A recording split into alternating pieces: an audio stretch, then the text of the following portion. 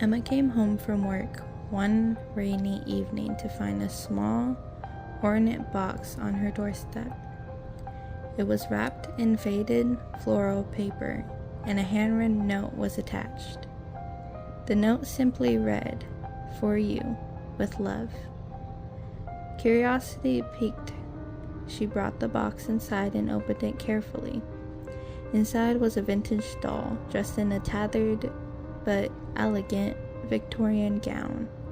Its glassy eyes seemed to follow her every movement, and its porcelain skin was unnervingly smooth. Emma felt a shiver, but shrugged it off as a trick of delight. She placed the doll on the shelf in the living room and tried to forget about it.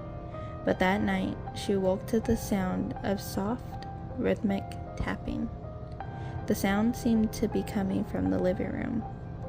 As she crept out of bed and down the hallway, she found the doll sitting on the edge of the shelf, its head turned to face her. Emma felt her heart race.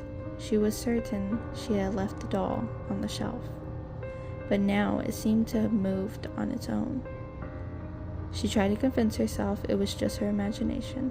She returned the doll to its place and went back to bed, but sleep never came. The tapping continued through the night, growing louder and more insistent. By morning, Emma was exhausted and on edge. She tried to dismiss it as a figment of her tired mind and went to work, hoping that the noise would stop.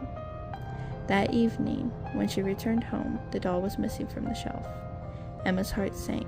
She searched the apartment, her anxiety mounting. As she turned the corner into the hallway, she found the doll standing in the middle of the floor, its head tilted slightly as if observing her.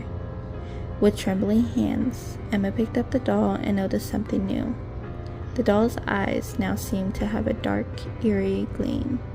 Its mouth, previously a simple line, was now twisted into a small, sinister smile.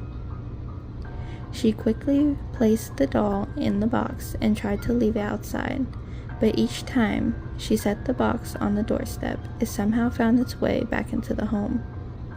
Desperate, Emma decided to destroy it. She took the doll and the box to a local bonfire, but found them untouched and whole the next day.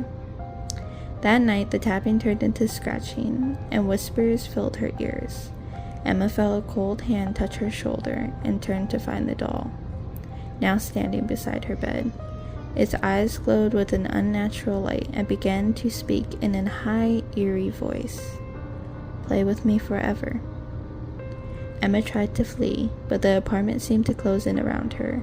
The doll's movements became increasingly erratic, darting from room to room. She locked herself in the bathroom, but the scratching continued, growing louder and more frantic. As the night wore on, Emma felt the walls on the apartment closing in on her, the whispers growing louder, demanding her attention. The doll's laughter echoed through the apartment, a chilling reminder that there was no escape.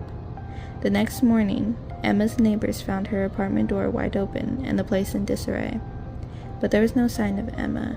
All they found was the doll, now back on its shelf, its glassy eyes staring unblinkingly at the empty room. The note had disappeared, leaving only the doll's silent promise of eternal play.